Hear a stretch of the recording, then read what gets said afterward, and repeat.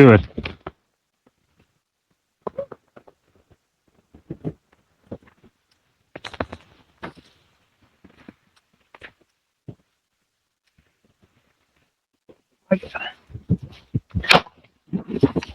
That's a lot of snow. He's stuck right now.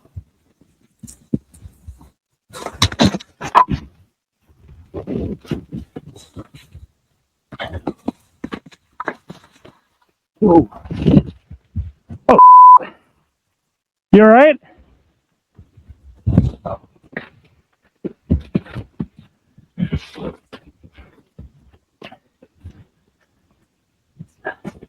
So that guy's buried beneath the snow.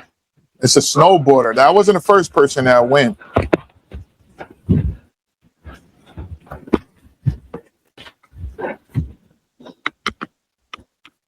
He can't even walk right. Like, he gotta take the skis off. Dude, this is dangerous right here. Look at that. Look at that.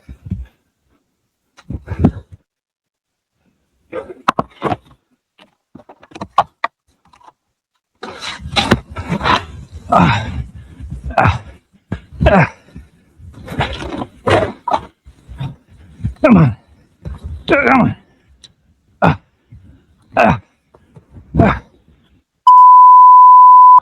Hold on, I'm coming. Wow.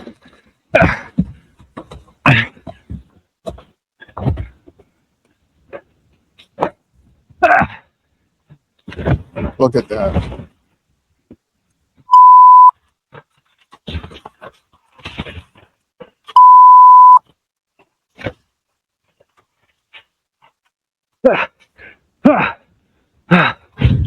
That's crazy.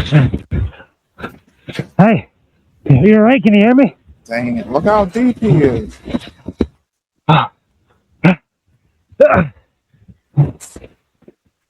He wasn't a part of the crew. This is someone different. He just happened to be in the right place at the right time.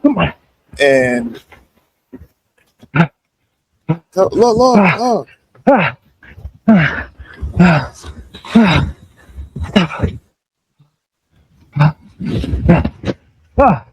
Dude, there's no way he was gonna get out. Come on, help me out. Help me out here. Look at that. Oh my. You okay? You all right? Oh. Okay, you're good. You're good. I got you. You okay? Can you breathe? Breathe. Oh, yeah. Okay. All right. We're both gonna catch our breath for a sec. I'm gonna help dig you out. Okay? Thank you. Yeah, no problem. Oh my. You're good. That's crazy. Oh. All right. Get a little more snow with my mouth.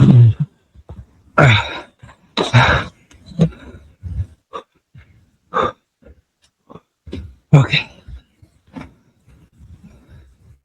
All right. I think that's one of the worst ways to die. Okay. You all right? I'm good. Okay. Okay. Oh man. I'm gonna back up for a second. Get my shovel out. Okay. Thank you. You're good, man. You good? Oh. Oh. Holy. Oh.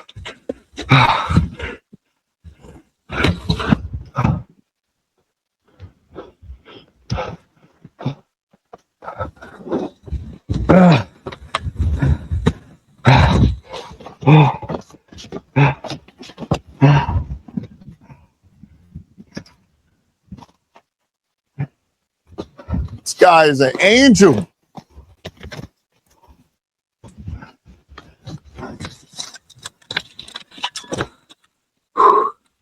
And the good thing is he stopped.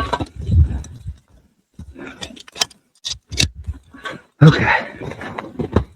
He was done. He was done. He was done. All right. Look how deep he is. What? Oh my God. No, that is crazy. All right. How you doing? You good? I'm good. Okay. Good. I'll get you out of here in a sec. Okay. Wow, that is crazy. Take your time, man. He said, Yeah, take you're your good. time. He still had a good sense of humor, but that is crazy. Francis was navigating a path through the dense trees. Now, I was going faster than I would have liked, so I did kind of that jump turn to stop and sort of reset, since I didn't know what was on the other side of those trees. And I mean, had I not done that, I wouldn't have seen him.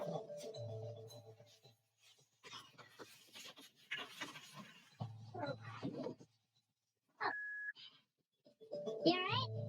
There's sort of that shock that initially happens, and then that realization, like, I have to do something about this right now. Like, there's no one else here. I don't know how long he's been in there for, but what I do know is that in 15 minutes, if you're underneath the snow, you'll suffocate. He tried sidestepping to the snowboard, but it wasn't working, so he took off his skis. That was the scariest part, was climbing up there. 6 feet down, Ian heard nothing, could move nothing. Buried alive, all he could do was think about his fiancée, Jordan, and contemplate dying. There was sadness there. There was more. It was more acceptance that was how my life was going to end. And I was kind of okay with it.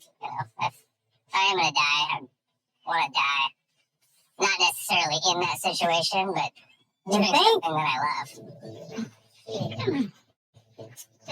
Just kind of like crawling through the snow, and eventually I sort of just like more or less push it out of my way. I was kind of just wondering how long it was going to take to die. Because I was close enough at that point that I was able to just grab onto his board. Hold on, I'm coming. I was like, that can't be happening. There's no way that there's someone there. And then I felt him firmly, you can see in the video, he like firmly grabs it to leverage himself to get to me. And I felt that. Francis dug down with his hands, deeper and deeper, gasping as if he were digging to save his own life. Can you hear me? Can you hear me? 6 feet down, there were goggles. You okay? You alright? Okay, you're good.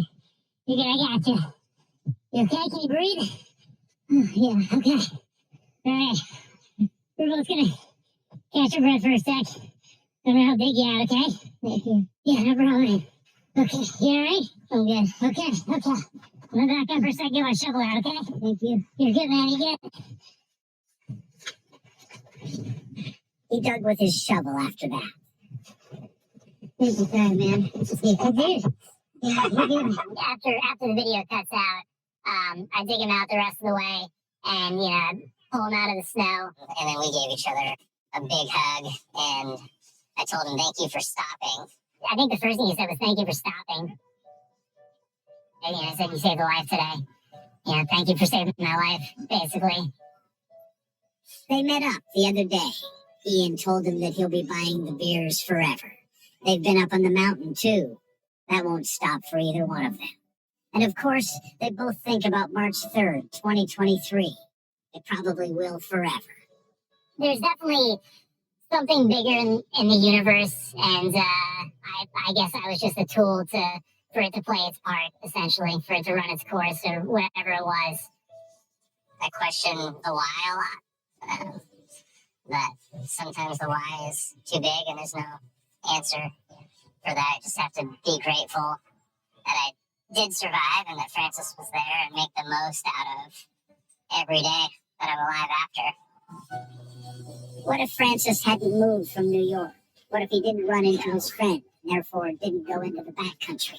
What if he'd looked right instead of left, or taken a different path through the thousands of trees?